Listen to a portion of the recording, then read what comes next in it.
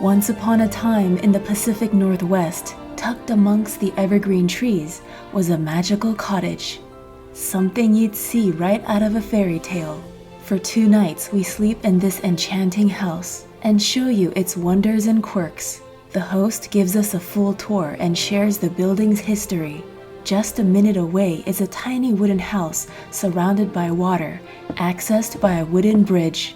And during those wet autumn days, you just might get lucky and encounter mushrooms. We also check out some cool spots around the area, like this Hobbit house and Port Orchard.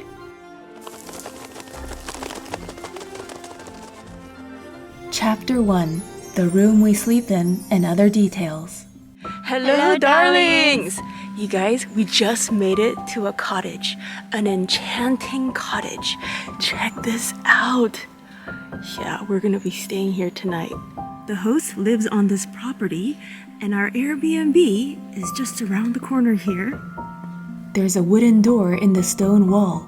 Is this where the neighborhood Hobbit lives? More on that later. First, let's take a peep into the room. Look inside, that's where we're gonna be sleeping tonight. That is so romantic. So this is our Airbnb, and there is a path with a stone wall, and over here, right across from our door, there are wooden steps. We'll explore that later. First, let's go inside. This is so awesome. Look at this door. And just look at the space. We have a chandelier, and we have stalactites. More stalactites. Stone chimney. Candles. Mood. Turn them off for now. Wow, I feel like I stepped in a fairy tale. What is this? Oh my. Sweet potato. Sweet potato, scone 아니고. And there is also jam. Sitting down at the dining table, when you look out the window, you see the main house. There are so many things to look at in here. Like we could just even talk about the wall. The wall has boobs. So many little bumps and curves. Angles, this is 45-degree angle. Boob. The walls have bigger boobs than me. We have a couch made of, what is this, a pinkish, orangish velvet. We have a knitted blanket. Pillows. At first I thought it was embroidered, but it's just velvet. Let's take another look at the chimney. We have a pufferfish. Here's a pufferfish when it's calm. They inflate their bodies as a defense mechanism.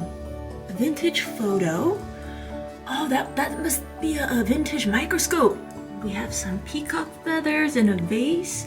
And all the way up there, what is that? It's an octopus painted on wood. At the foot of the bed is a manual, and this will tell you the Wi-Fi passcode and stuff. 2 towels. They do have a spa here, like a spa tub. It looks like a lantern. The cottage has central heating, but there is also a portable heater on the rolling cart. We have a couple books. Nice to meet you. We handshake. Next to the bed is a nightstand with a golden desk light. You just touch it and it turns on. This pillow is quite long. Let's see how big it is compared to you. Can you see? The pillow is quite tall. Above the fridge is a microwave and a first aid kit and fire extinguisher. We also have a coffee maker, a water filter thingy, hot water maker, a boiler. We have mugs, glass cups, bowls, plates, salt, pepper, wine opener, can opener, some teas, pots and pans, spatula and knife. Let's check out the bathroom. The door is similar to the front door. We have a circular mirror, live leaves, and they provide Q-tips and cotton balls, and what is this? Facial cleansing wipes, towels, and what do you call this? You put this here after you shower. Under the sink, this drawer has a hair dryer. It's snack time. We savor the homemade biscuits and homemade jam. Whoa! The cat just jumped on the roof! Chapter 2. The Full House Tour. Mamayo and I are just about to meet our Airbnb host, and he will introduce himself. Hello and welcome to the Olalla Forest Retreat. My name is Jacob, and my partner and fiance Elizabeth and I were lucky enough to purchase this property 2 years ago. We've since opened it up to Airbnb retreats and currently have a lovely suite, which you will be introduced to shortly, as well as a glamping tent available on the property.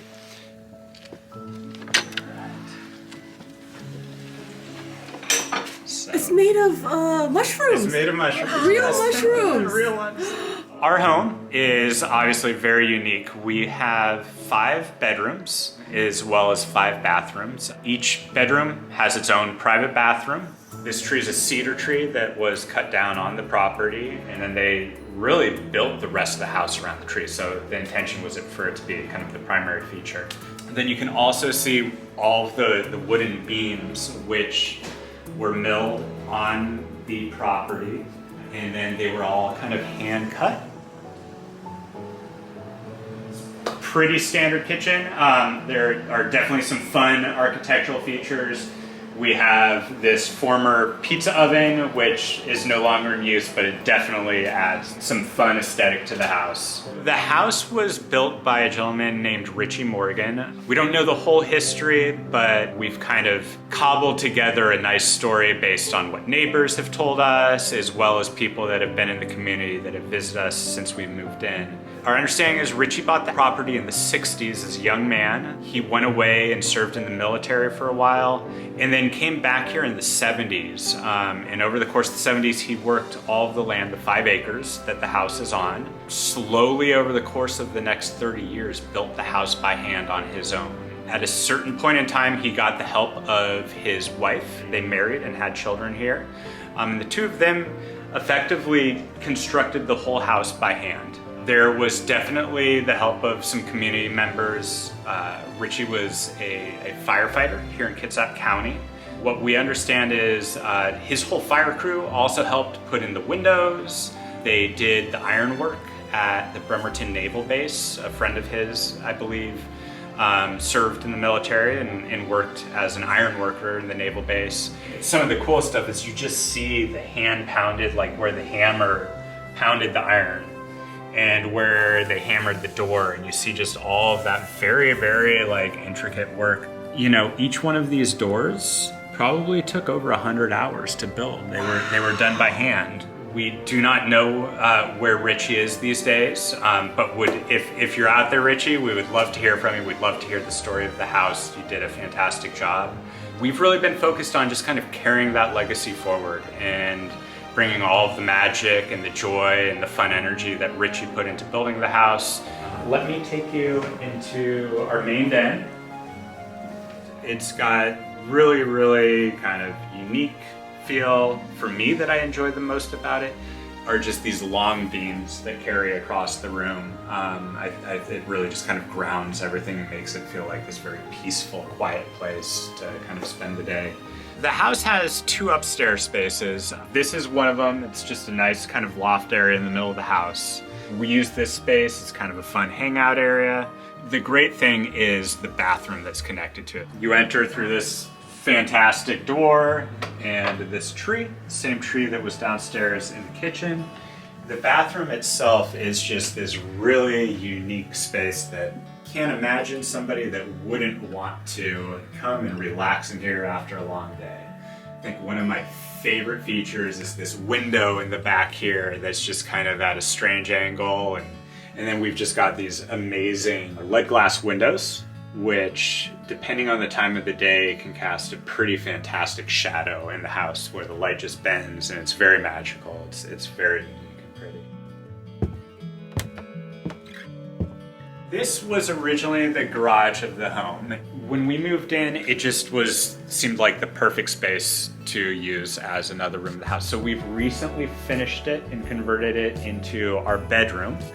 We put the bed up in this little nook here, so you've kind of got this almost like private little island that you can kind of escape off into. In the future, we're planning on opening up on a limited basis for folks to rent out as kind of a private honeymoon suite.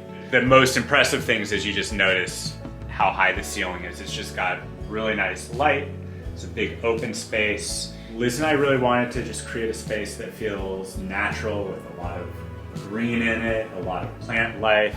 The room itself opens up into this nice kind of living space where you can just kind of hang out, pass your afternoons reading books and kind of get cozy.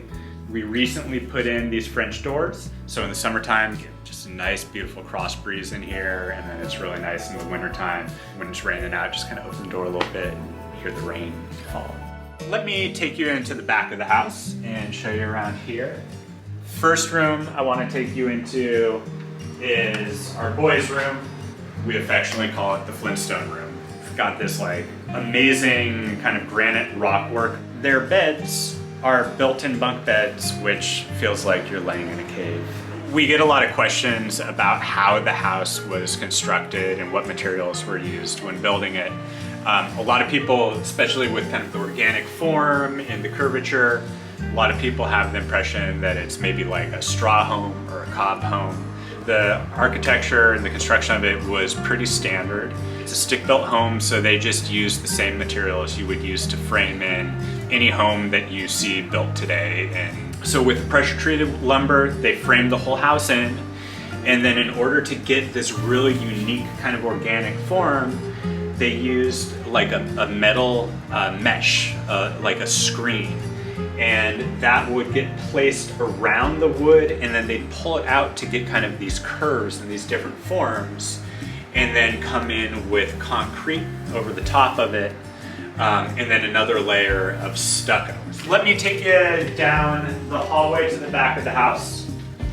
So as mentioned, there's two upstairs sections of the home. This is the other space that is upstairs. This is honestly, I think, one of my favorite rooms of the house, just because you're away from everything. It's very private and quiet. I've got an office up here, and then we also use the space over here for my daughter's bedroom. We also have an outdoor kitchen that our guests are welcome to use, and sink. You can wash your dishes and get any water you need to. Cooktop with a burner, a grill top for barbecuing. And the thing that's fantastic about the space is functional year-round. As you can see, it's covered, so you can be out here whether it's winter and it's raining or a beautiful sunny day, with a little bar top where you can go ahead and entertain and serve guests from. Let's walk on over to the glamping space.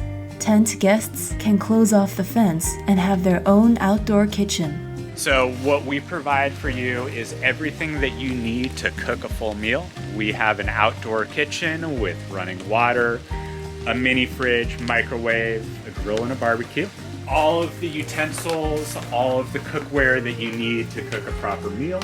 We also have an outdoor shower and composting toilet for guests to use while they're staying here, so you can enjoy a nice warm shower. We also have a nice little place to enjoy a campfire with custom-made benches. These benches were actually made by some neighbors of ours who own a little homestead. They're the same folks that make the jam for us. So if you stay with us in our glamping space, you'll also get to enjoy a nice covered deck. We provide a two-person hot tub for you to sit and have a private soak. We have a king-size bed. There is a lovely wood stove, which we recently put in so you can get nice and toasty year-round. We also offer a table for two and a day bed, which also doubles as a full bed for an extra guest. There's also a head-to-toe mirror next to a fuzzy rug, some candles, and a potted plant. Cozy elements. If you want to get out and kind of explore the woods, there's some space with trails that you can walk on. Wowza, there are huge polypores growing near the tent. These are far bigger than my hand. In addition to the really cool space and home, we have this one-of-a-kind treehouse. I don't know a lot about the history of it, but what I do know, or what I've been told, is that the tree was purchased and shipped up from Northern California. When we bought the property, we were told that it was a redwood. But after looking at it and doing some research, it's definitely a Douglas fir. What I think is that it's probably actually from Oregon or Washington State, because that's where Douglas firs predominantly grow. Let's take a look inside of it, because you can actually walk inside of the tree. To reach the treehouse, you have to cross a wooden bridge, as it sits on an island surrounded by a moat and pond. Ah, such a magical scene. In the spring and summer, the frogs come out and perform their croaky concerts. Kind of a fun space if you'd like to go ahead and go on inside and take a look around. This space is still in development. It might become a sauna, another Airbnb room, or a bar area where people could hang out on the island and walk up and grab a drink. There's a built-in fireplace with a working chimney. It's a space with so much potential. I can't wait to see what it transforms into. Is this where the Mad Hatter is gonna have his tea party? Oh, we got some moss and a crystal. Very magical.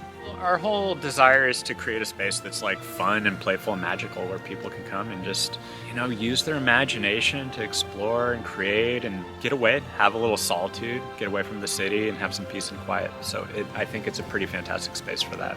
As we film this, it is October, and I'm imagining in the spring, this garden area is gonna look different, more colorful. Yep, it's gorgeous. So we have probably about 15 different tree species on the property. And in the springtime, one of the really special things about this whole central area where we have the ponds and the tree fort is that all of the trees just come to life. So we've got, maybe 7 or 8 different colors of rhododendron that bloom. So you end up with just all these beautiful colors blossoming.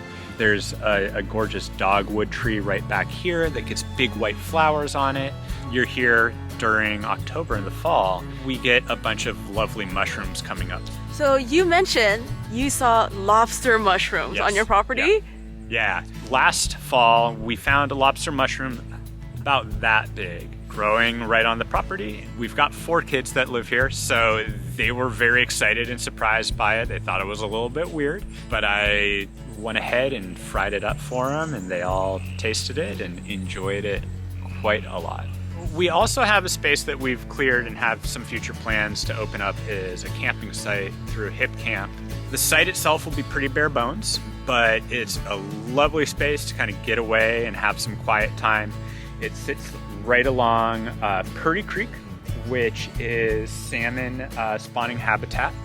Once we open the space up, really the idea is kind of just bring your own stuff, pitch a tent. We'll have a little grill and a little outdoor bathroom for you to use. So what's the story behind this short door? All it is we are on well water, so it's where we keep the water. It's the little water storage tank. It's the little pump house.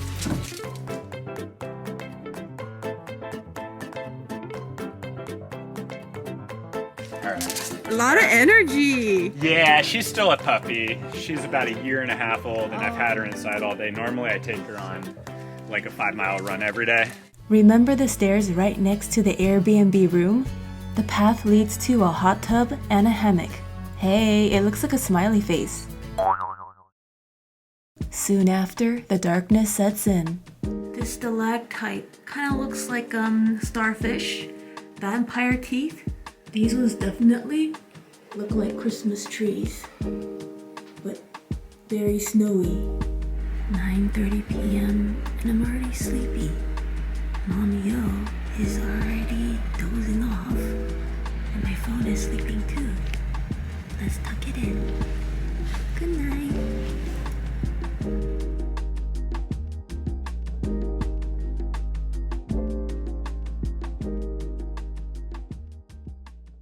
Chapter 3. Morning Ritual, then explore the area. Whether I'm at home or traveling, gotta do my morning ritual to help me feel grounded. Journal and some sketching. Mommy O reads. Let's lift up the blinds so we really feel the sun coming up. Sketches from the other day. Floral girl and floral girl. Breakfast is food we brought from home. We didn't want the food to go bad in the fridge while we're away, so we brought it with us.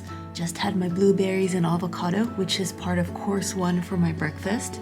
Course 2 is a slice of grain-free bread and boiled egg. Course 3 are mushrooms, cauliflower mushrooms that we foraged. Out we go to explore the area. About a 20-minute drive away is the Brothers Greenhouses, an independently owned garden center. Oh, this place is pretty big and has its own Hobbit house. Let's take a peep through the glass. Is it just me or does the interior look like a sauna? Along with the diversity of plants, they also sell garden accessories like fairy houses. Mushroom house, pumpkin house, aren't these just adorable? Ooh, tiny foods fit for the fairies. I see some crystals and wow, there is so much more than what I can show you. Mommy-o bought a couple cards made by local artist Kate Larson and also got some bay leaves. For lunch, let's check out Port Orchard, which is near a boat that takes you to Seattle. 2 employees at Brothers Greenhouses recommended this restaurant called Peninsula Beverage Company. Mommy-o got 3 blackened fish tacos with Chilean sea bass and a side of butternut pumpkin squash soup. The presentation reminded me of latte art. I got the down and dirty tacos with shredded chicken, pulled pork, bacon bits, ranch, barbecue, and buffalo sauce. The tacos may run on the small side, but man was this packed with punch. It was saucy and spicy. Mommy-o's tacos were very light and refreshing compared to mine. Got this framed vintage illustration from the shop next door. Mushrooms! Walking along Bay Street, let's observe. As I was filming, these resting pigeons all flew off at the same time. Hey, thanks for the cool shot. I'll bring you some seeds next time we meet. So I hear there's an antique shop around here. Ooh, we found this dish. Make it 2. Let's double up on the vintage photos too. About to make my purchase and realized there's an upstairs.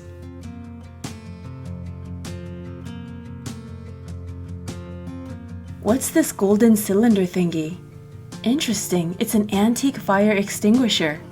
After a little more strolling, we head back to the cottage, chillax, then call it a night.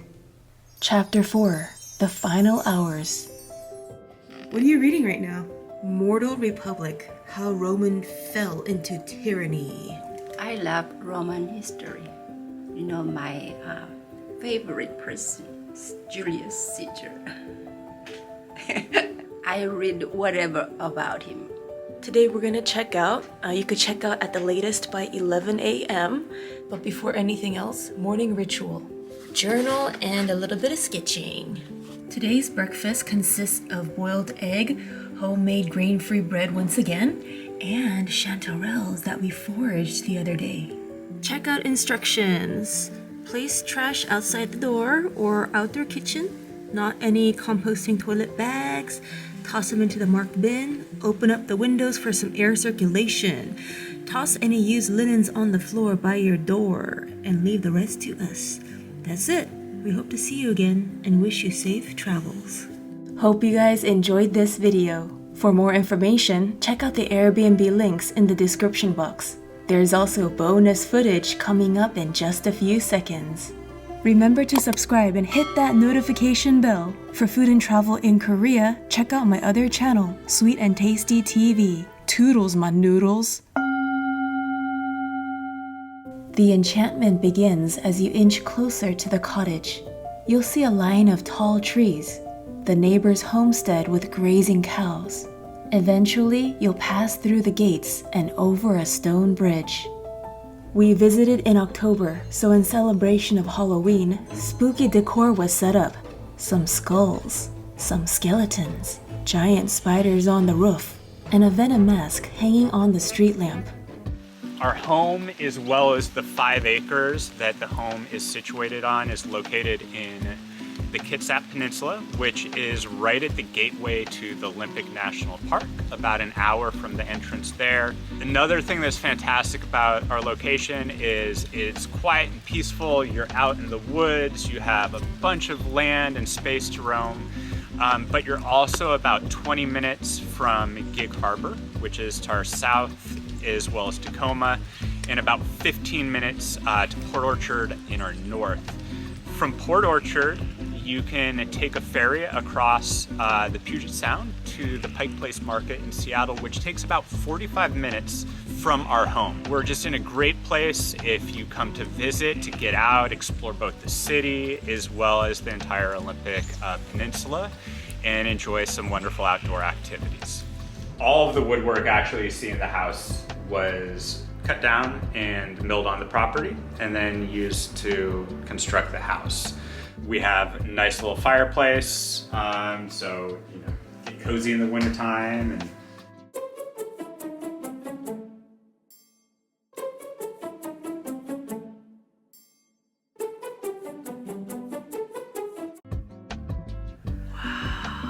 And we need to bring our own house slippers. That's in the car. There's real water in there and real roots. It's a real leaf. Very nice little details. You could dim up the lights. Boom, way brighter now. Oh, that's how you turn the lights on. Oh, they all turn on, all these type of lights. What do you call this? There's a word for this type of lighting fixture. Okay, so we don't need to put that one on yet. There are so many textures and colors I am falling in love with here. This color palette, brown, teal, light blue, but it's a neutral light blue. I even love the floor. We got a nice rug with these undulating lines. It's like a neutralized rainbow. And then the carpet is floral, cottagecore vibes. And yes, my socks have kittens in cups. I'm gonna hang my coat. These narrow windows are currently cracked open, so we can't close it. Pull it in and we have blinds. We want to show you this tree. When we exit, look at that. Is that a tree growing on a tree? But the main tree, the big one, looks alive. We're walking back to my car, and guess what? Mushroom! Huge. Not sure if it's edible. There's some more mushrooms over here. So many. Holy wow, look at. So many mushrooms. We have green eyes. that's magic. Magic? Yeah. Hey, Maggie. She might come in and visit you. Cool. She loves people. Like, we've got another one that's all black named Shadow, who's a little bit more. She's a little bit less sure of people. Check out these coasters. It's got an owl. What a lovely illustration. Here's another version. This red napkin and greenness. Ooh, they look so good together. Christmas. This is fresh jam from the neighbor's homestead. Cool napkin. Looks like a hand-printed pattern.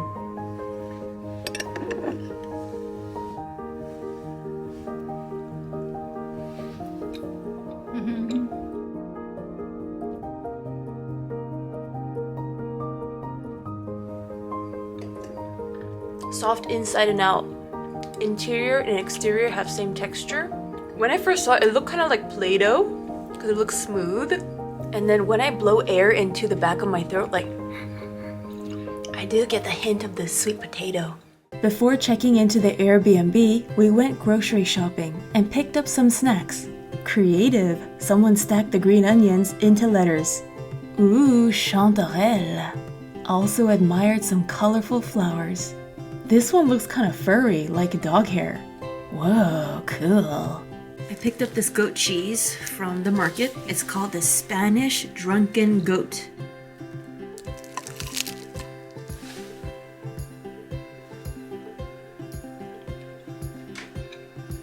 Very mild. On the outside, it looks quite solid, but there are holes in the inside. Little caves. I'm really hungry, so let's eat some cauliflower crackers. Cheddar flavor.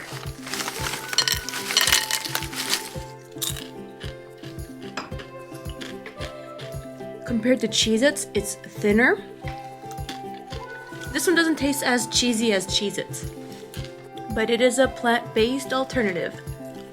Brussels sprouts. Just just heard an owl as I was eating my artichoke, and Mommy just went to bed. Let's listen for it. I swear the owl was out there. I heard it hooting like 10 times. But now it's quiet. Actually, the hooting wasn't like hoo hoo hoo. It was more like ooh. It ends with like a kind of purring. Ooh. Descending sound. I don't know where it went. I'm close to the artichoke heart.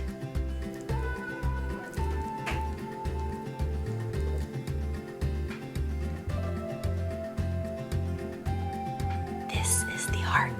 If you turn it upside down, kind of looks like a pumpkin top. Extra footage. Do you wanna see?